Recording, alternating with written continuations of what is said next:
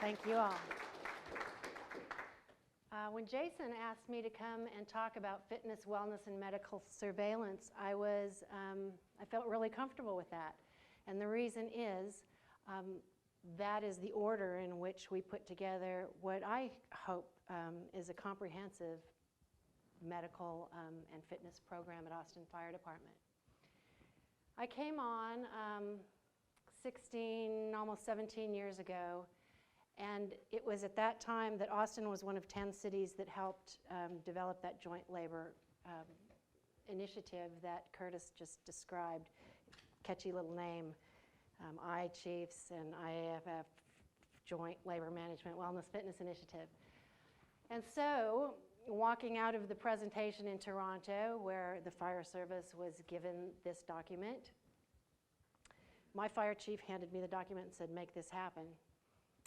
A daunting task at first. 17 years later, we have some fruits to show for it.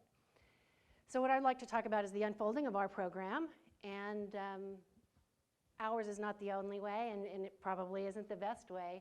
So I'll describe some other models that I've seen be very successful in putting together what ultimately is a comprehensive fitness and wellness program.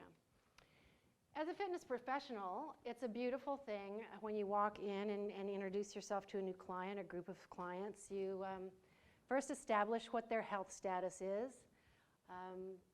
You talk about their former injuries, you talk about their general health, their history of disease, and then you talk about their behaviors that either support their health or don't. After that, you get to start working on performance, fitness, and at the top of the pyramid, depending on how motivated that client is, you get to work on really fine honing skills and physical abilities. Well, that's in the real world. In the fire service, it looks more like this. Firefighters come into the job and they're already out there performing the job when you get there and start looking at their status and their fitness level. So it's presumed that they've already got the performance aspect down. But what we know by looking at 200 years of epidemiology in the fire service, there hasn't been a lot of attention paid to taking care of the wellness behaviors that support that kind of performance. And certainly, there has been very little attention paid to the general health, which should be the big broad base of the pyramid, right? So this is what a fire service fitness professional is confronted with. As I described to you, this is the book that was handed to me by the fire chief, and he said, make this happen. That's your job for the next 17, 20, 23 years, however long my career lasts.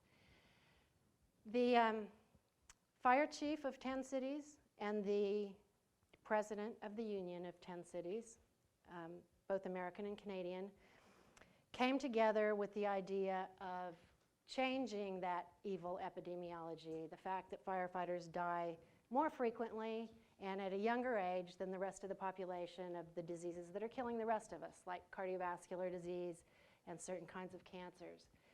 They thought that if they put together a program that confronted both medical aspects, fitness and performance, behavioral health issues, that they could fix some of those. And of course, when you look at any of those, you're going to find conditions. So they agreed together that rehabilitation needed to be an integral part. It's not as though you can just hack those people off of the end of your workforce. They're vested in that profession. So upon finding one of those conditions, you'll rehabilitate it. And then data collection. There's a repository at the University of Maryland that will collect the data of people who want to implement a program of this kind.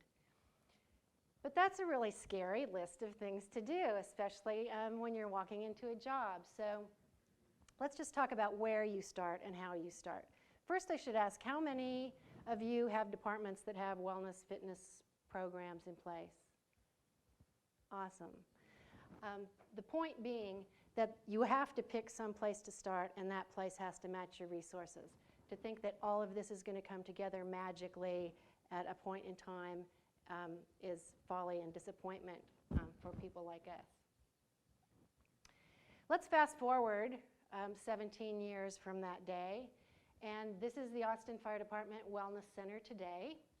We have on staff an occupational physician. He came to us from the Air Force. He's a former flight surgeon.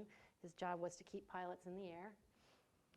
2 occupational nurses, 1 psychologist, 3 exercise physiologists, one of which am I, a medical records administrator, and a battalion chief. And that battalion chief has no clinical duties, but he serves as the liaison to our uniformed command.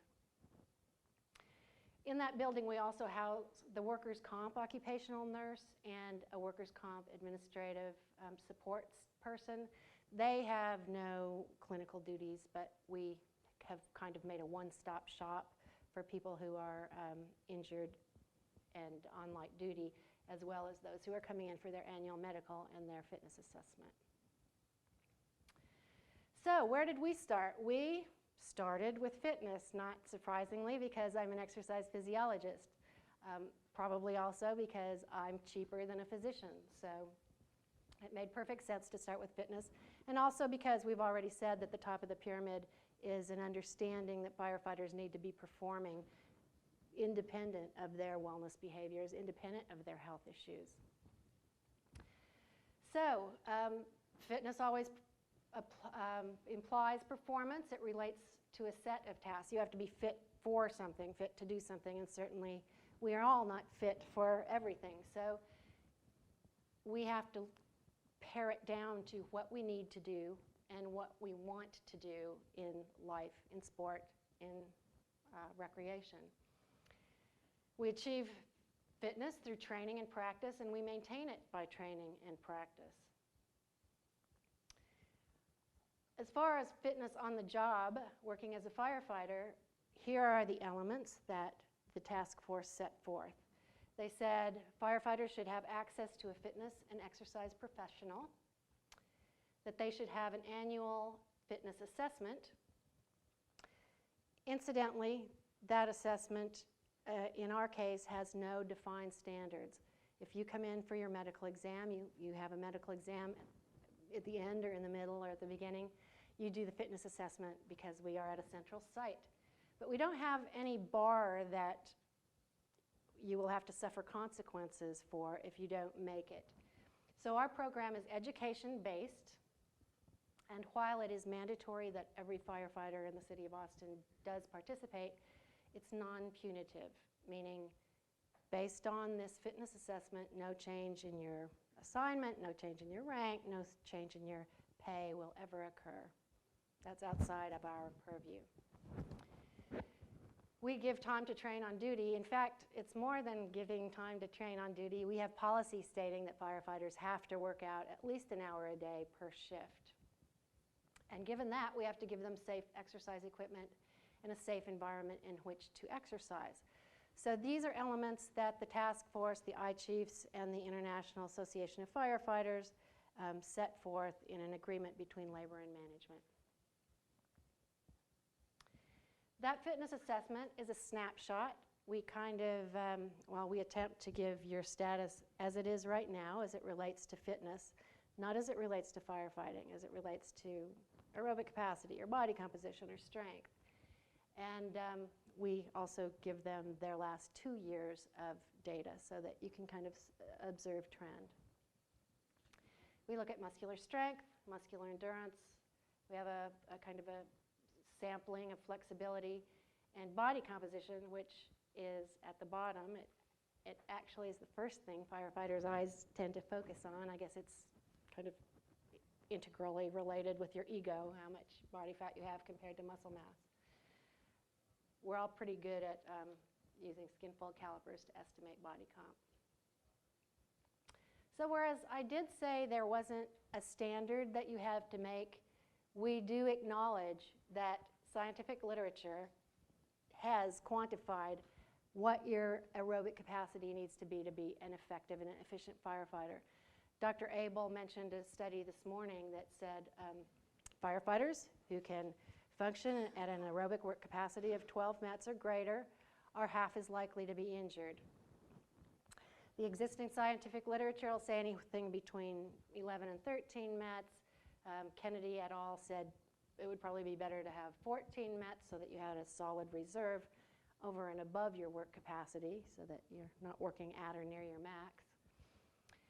And then some other people have codified to that idea. Well, the Wellness Fitness Initiative does make mention of 12 METs as a preferred work capacity for firefighters.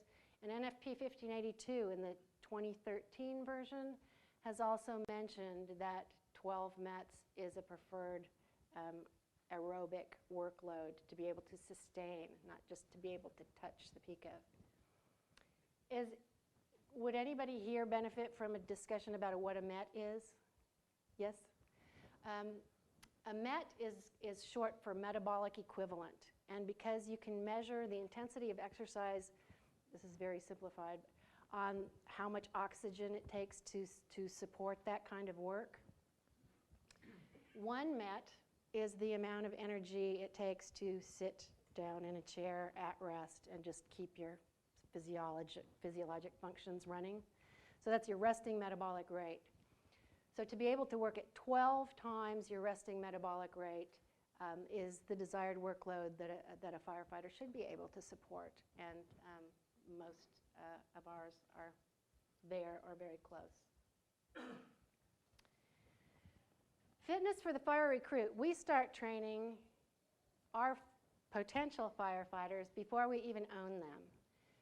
Not only because we have the candidate physical ability test, but we also run a 14-week-long training program for people interested in applying for the Austin Fire Department. The reason is that we want a very diverse workforce. It's a government job, and there's no reason that people of any gender or any race or any ethnicity shouldn't be able to participate in that. And there's reason to believe that your fire department should look something like the demography of your city, too. Those people who are being serviced by the department tend to, and the department looks like them, that's a level of comfort. But also because the Department of Justice is breathing down our back, probably because we are one of those 10 cities, and they are looking very closely at our diversity, despite the fact that it's better than 75% of the fire departments in North America, and I don't mean to sound bitter. I'm walking away from that one. So our physical ability test is the one that was developed by the technical committee to that labor management task force. It identifies a minimum standard of performance. It's not intended to discern how well you do fireground tasks. It's just looking at the right stuff that assumes you have what it takes to go into the academy and be educated as to what it takes to be a firefighter and survive academy without attriting or being injured, and then again to survive and do effective and efficient work as a firefighter. The way it was validated is such that it can't be rank ordered. So it truly is the minimum bar over which you must perform to even make the academy and those departments that decided to use it. So our CPAC quantifies fitness as performing 8 tasks in 10 minutes, 20 seconds or less.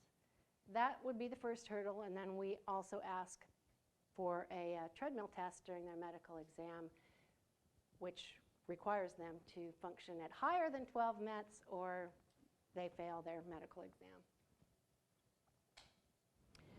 Peer fitness trainers are becoming, have become more and more an integral part of the fitness piece of our program. The reason is that when there were 700 firefighters when I came on and 35 stations, now we have more like 1,200 firefighters and 45 stations, and I see them once a year, and that's not an enormous impact that I can make on their level of fitness. So we need educated peers within the ranks to help with that. Ian did a brilliant job today setting out a model by which that might happen in a tiered fashion. So I haven't experienced the TSAC certification yet. I'm going to this summer. I'm going to take a trip to Colorado Springs and see what they have to offer and try my hand at it. The IAFF IAFC ACE PFT certification, which is undergoing a change right now, is a logical and one that's very well used. I think we've certified 6,000 peer fitness trainers, if I'm not mistaken. Does that sound right, Ian? Jason? The second edition is coming out probably the winter of this year. It's still in development. David Frost is helping us with that, Dr. Frost.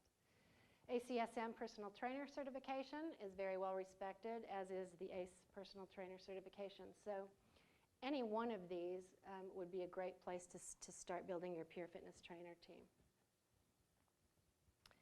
We use PFTs in many roles, could and should use them more.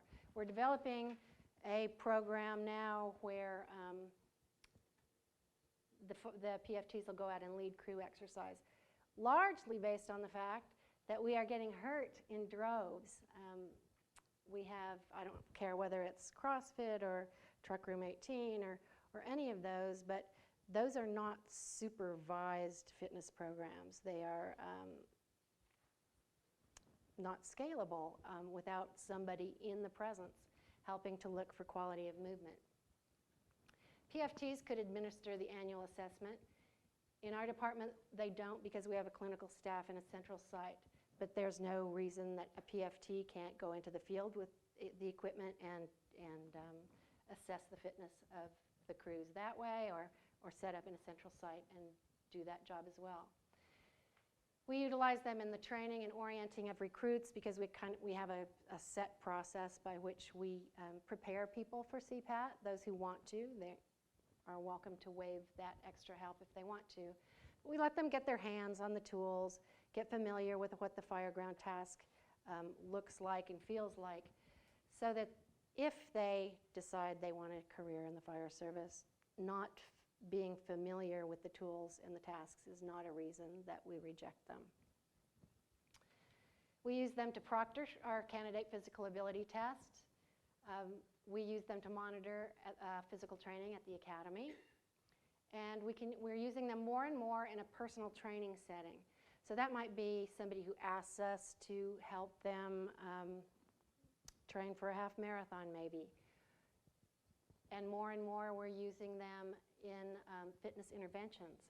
So if during that medical exam our doctor notes that there is less than 12 METs of aerobic capacity that they demonstrated that day, they're given the opportunity to choose a PFT that ideally from another shift, so that person would work on added time and could concentrate on the fitness work that he's doing.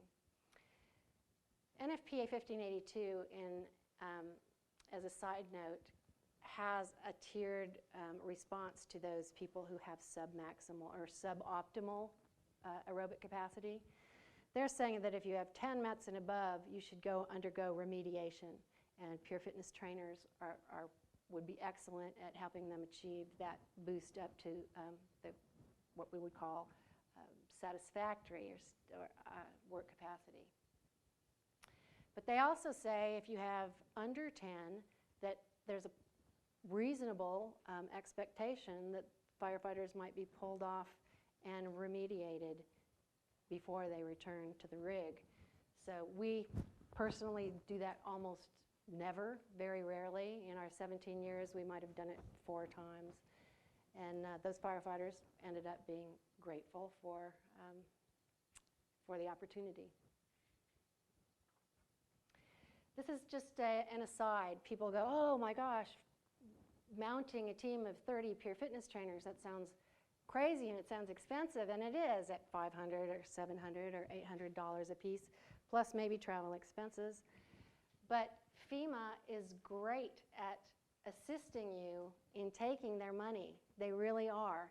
If you call your regional FEMA rep, they'll tell you exactly when they're giving a clinic so that you can have the process explained to you. if you were to call them in the process of filling out your, it's not rocket science either. They have an online form you can fill out to apply for those grants. They will help you with any question you have during that process. The IAFF has a staff of researchers, research reviewers that will help you. So when you think it's done, before you hit that submit button, you should feel free to send it to the IAFF, and they'll send back some recommendations for how you can have a stronger grant proposal. We were just lucky enough last year to get awarded $140,000, and that trained 60 peer fitness trainers, certified 60 peer fitness trainers in and around our territory, and bought a bunch of new equipment. So we managed to get some extra kettlebells, some bumper plates, some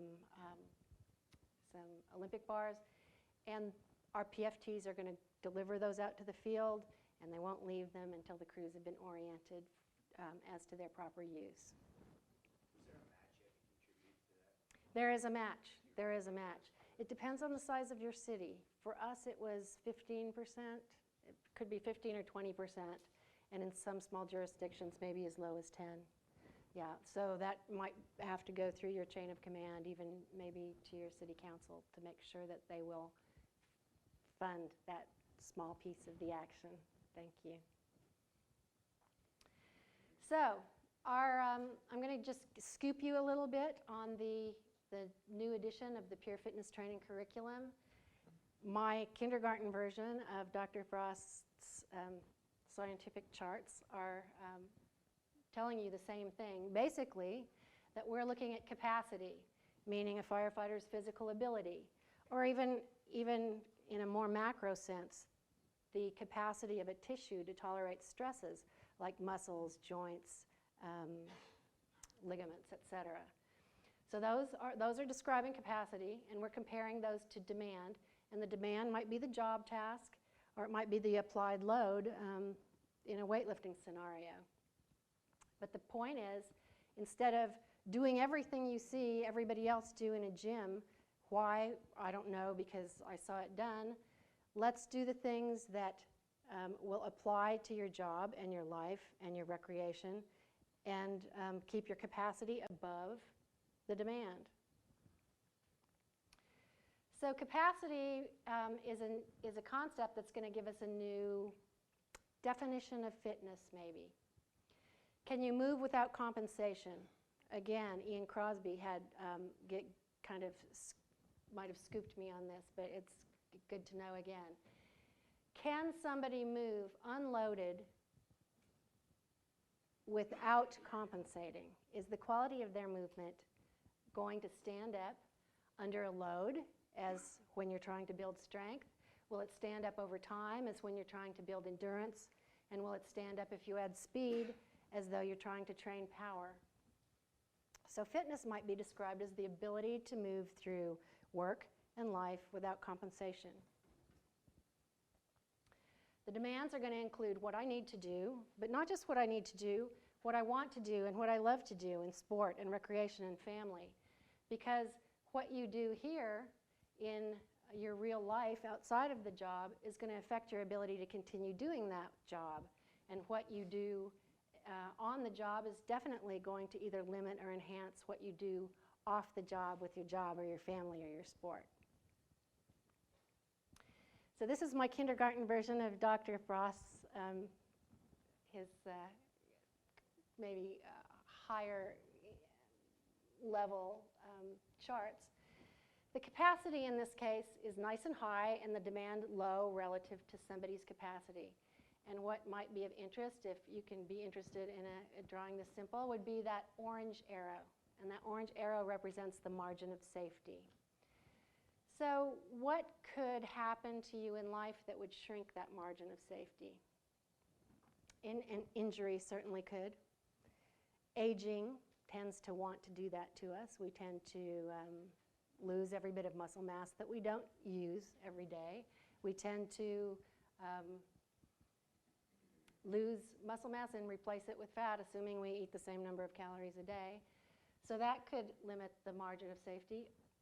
Aside from that, maybe poor movement patterns could limit your margin of safety, because the tissue tolerance is going to break down over time much more rapidly under poor movement patterns than they would under quality movement.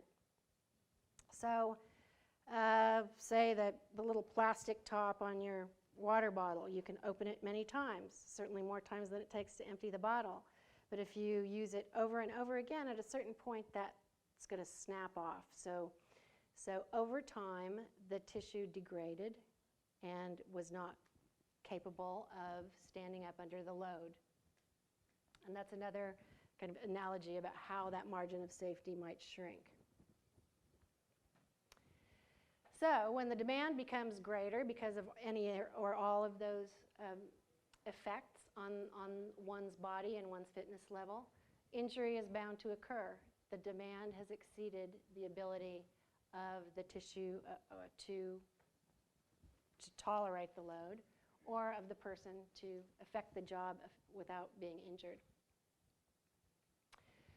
So let's talk about the role of exercise. Instead of doing what was done to us in the academy, or instead of doing what we see other people doing in the gym, or instead of reading a workout of the day off a website, why don't we be purposeful about how to make ourselves better?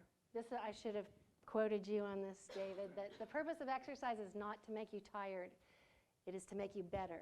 So one must consider exercise with purpose if one is going to become better, and to become better without being injured. So we must think of exercise as practice. We are practicing the movements that we'll use in work and play and life, because practice makes them permanent. And the sad truth is, whether those are good movement patterns or not, practice will make them permanent.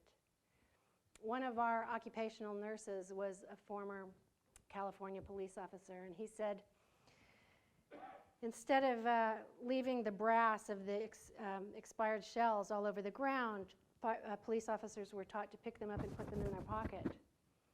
So in a situation, and I think it was Overton, California, you can correct me if I'm wrong, police officers were taking the time to pick up their shells and put them in their pocket when an active shooter was taking advantage of that. And so, that was a fatal example of how practice makes permanent.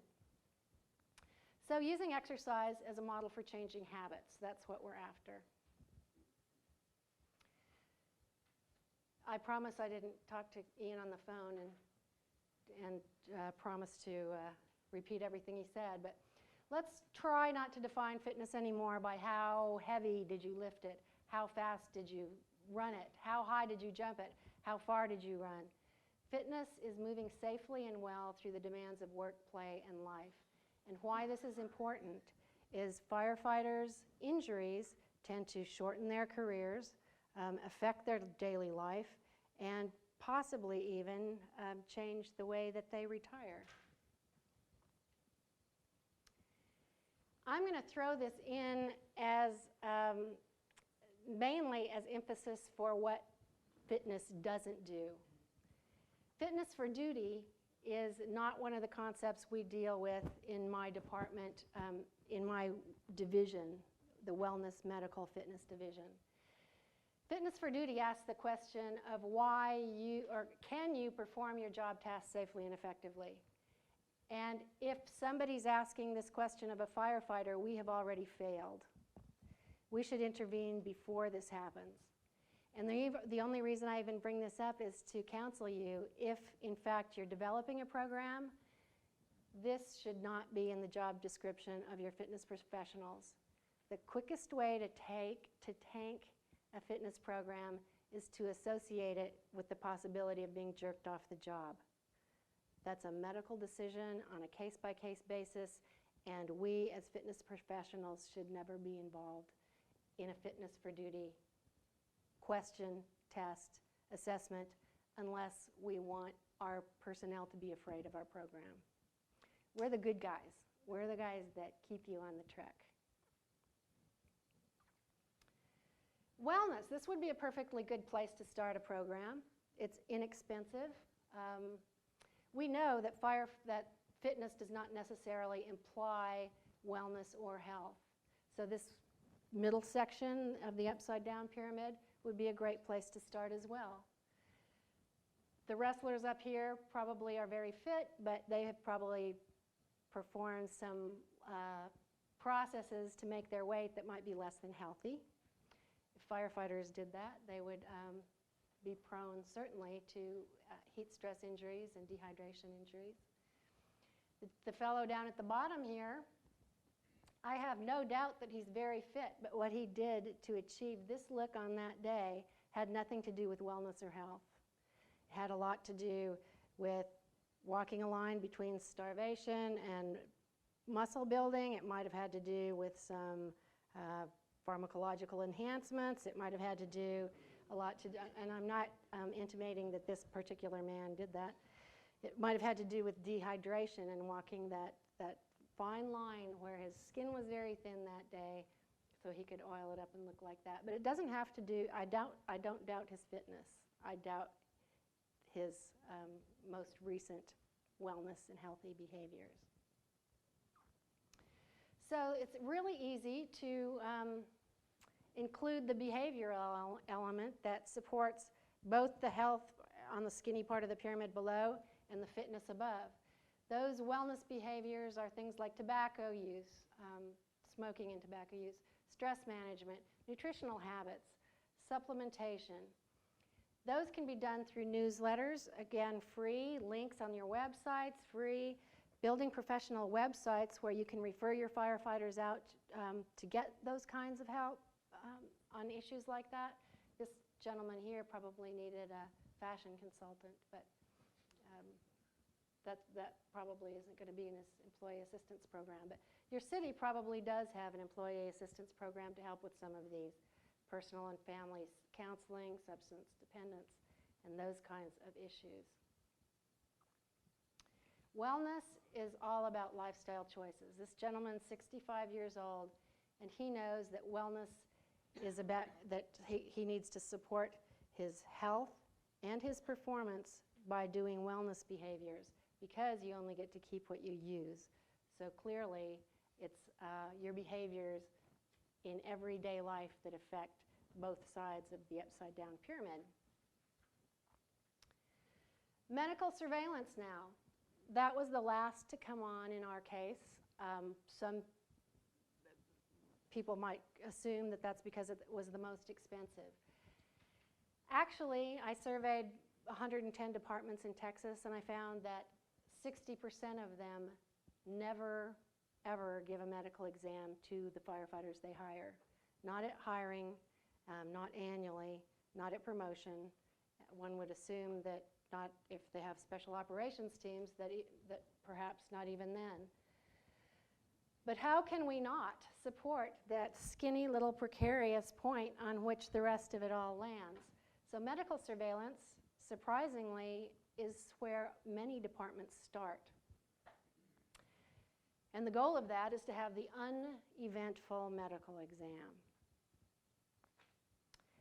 You know very well by now, before I got here today, before you got here yesterday, you know there were health risks in the fire service, include a huge rate of musculoskeletal injuries, of cardiovascular disease, more frequently and younger than in the general population.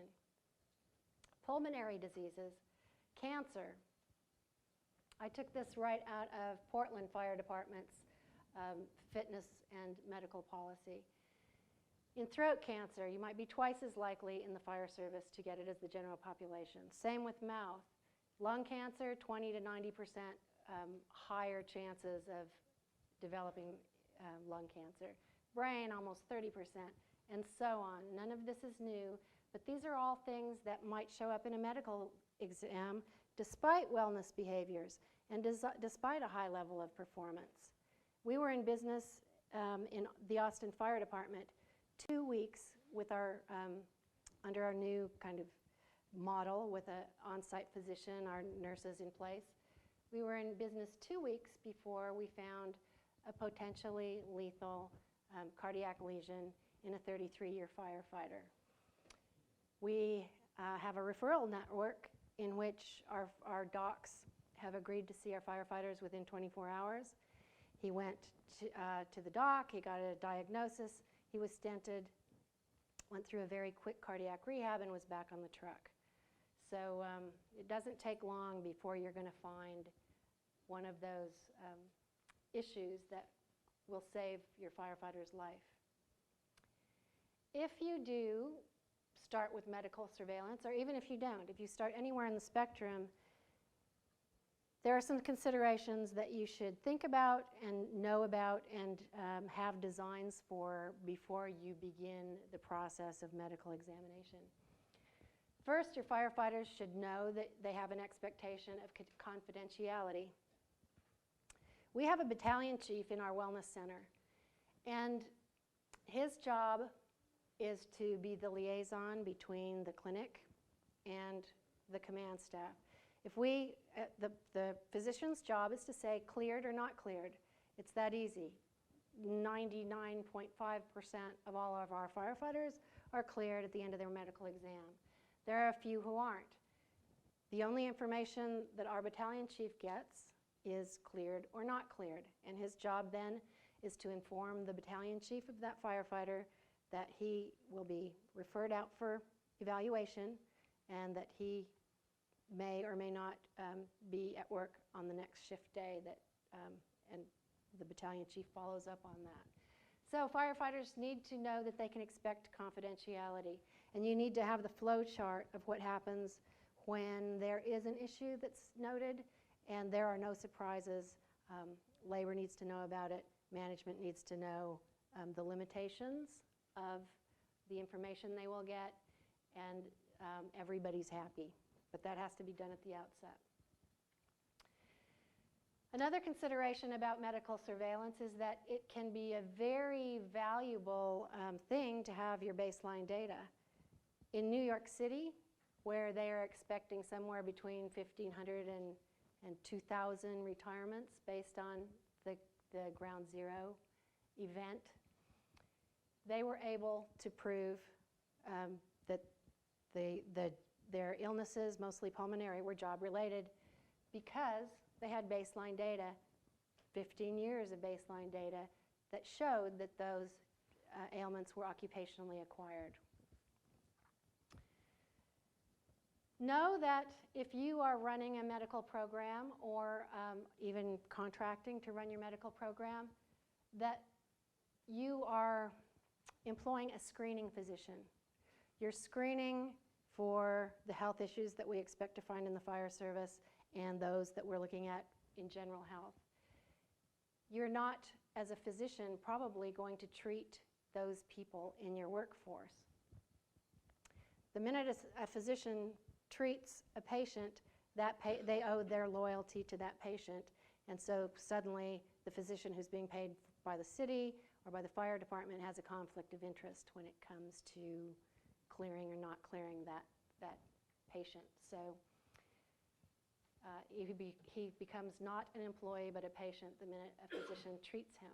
So you're hiring a screening physician, somebody whose main job it is to keep your workforce on the trucks. Have in place a physician referral network. I told you that if we find an EKG that's a positive finding, we can get that firefighter looked at within 24, 36 hours and have a secondary evaluation that might get that firefighter back to work on the very next shift. As an aside, if we do find that the firefighter does not go back on the truck, we pay them for the rest of the shift with the understanding that they will have a secondary evaluation before their next shift happens. The individual data you get is great, and it's valuable to our firefighters. Firefighters who are being deployed will come to us for a history. They'll come to us for our vaccination reports that they can use rather than having all their vaccines again. Looking at their kind of longitudinal health is interesting to them and interesting to the doc. The aggregate data, though, becomes very important to the department. Just for an example, in Phoenix, there was a cluster of very unusual brain cancers. And the firefighters were assigned geographically all over the place. But they had a pretty robust medical program in place for probably now 20 years. And it was noted that those firefighters had all responded to the same event, which happened to be a warehouse fire at a paint warehouse. So they were able to understand that, and they were able to presume that those were job-related illnesses, and the firefighters were compensated accordingly and treated as a job-related illness. And the population health. The hope is of the screening physician that you can make a change in the wellness and the safety then of the whole population. We have a physician who has come around full circle to what I believe is, in my biased opinion, is quite brilliant. He says, if a firefighter were to see a physician every year, were to exercise 30 minutes or an hour a shift, and were to eat a reasonably healthy diet, we would have an enormously reduced risk as a population. We would have a much safer workforce. There are many models, though, for doing this. It took us till 2005. I came on in 1996. It took us till 2005 to have a central site, to have a physician on site, to have the OC nurses. We already did have a psychologist in place, but that isn't the only way, and it may or may not be the best or the most economical way. One method that would cost very little money would be to require firefighters see their personal physicians every year, and that the physician then sign off cleared or not cleared for duty. The department could offer to pay the copay, which would be minuscule compared to the cost of hiring and maintaining a physician. Or I've seen many successful programs where they contract with an OCMed practice or a clinic. That's exactly what we did up until the point that we got the grant that gave us a brick and mortar wellness program. University and teaching hospitals are a great resource, and they are generally very interested in working with firefighters. And the reason is that there's probably nowhere else on the planet where you get a workforce who stays for 20 years and staying in the same location. So from a research point of view, universities and teaching hospitals are usually very happy to work with a population like firefighters. Many of those in Texas do just that. They contract with a university to run their wellness and fitness program and health program. You could hire a physician's assistant who would work under another physician's license, or then the gold standard, as far as we are concerned, is having a fire department physician.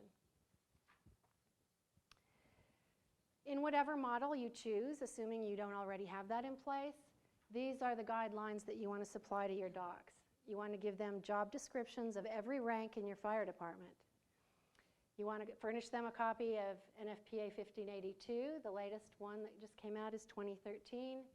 And the IAF-IAFC Wellness Fitness Initiative does have a data dictionary as one of its appendices that gives you every single data point that the task force believes should be looked at every year in a medical exam.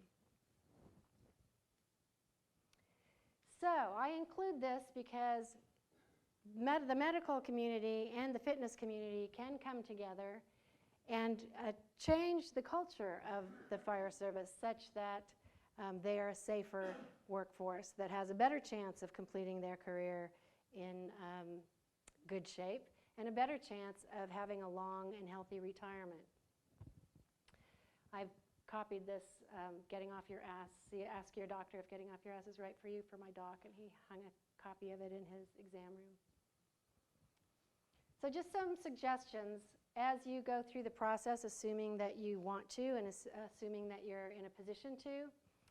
Just some suggestions that kind of highlight the differences between programs that have stuck and those who have enjoyed fits and starts in getting theirs running. Involve from the very outset labor and management at the table. Form a committee that has members of both on hand while you write out the flow chart of what could happen and what will happen in certain eventualities, and make sure that labor sells it to one another from the inside and that management understands what their position is. Select a starting point, fitness, behavioral, wellness, medical surveillance, that matches your resources. Again, I'm going to hearken back to a suggestion Ian made today. Put a subject matter expert at the helm. It might help that they're a civilian in that they will be an institutional memory for your program. You know very well how it is when firefighters start promoting, might get involved with a special operations team, might be pulled out to do office duty. It puts you back to ground zero when it comes to the starting the program all over again, and it just removes every bit of continuity that could be had if you put a subject matter expert at the helm. Identify your champions. Carrie Keel, Dr. Carrie Keel up in Oregon is most famous probably for the FLAME project, and that was kind of a crew-based health program that turned out to have results that showed that it saved the fire departments lots and lots of money. And so having completed that program, he had set up several locations, different departments, different sites around the state. And he went back and did a study after the fact to find out what was the difference between those who were successful in their program and whose program stuck with those who either couldn't get it together to run the program or who had no interest in it. And he found that one of the major differences was that there were identified champions in the department who wouldn't let the whole idea die, who kept pushing even as they rose up through the ranks, kept believing that it could happen, and kept fitness, wellness, medical surveillance, a health program on the minds and consciences of both labor and management. And it's so easy to forget the rule of the greatest good, because 2 or 3% of your department can say, oh, what'll happen if we have to pull a guy off the rig, or oh, it'll be too expensive, or no, it's none of anyone's business what my medical status is. Those people will attrit, or you can grandfather them. But don't forget that you need to push forward for the greatest good.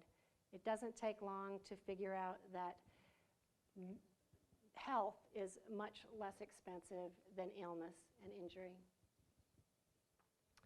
So there's a sweet spot where all these areas come together, where fitness, wellness, and health professionals can support the sweet spot in the middle, and maybe go about changing a culture where no fitness culture exists, or if nothing else, reducing their costs, making their workforce more effective, and having them retire for a long and healthy career.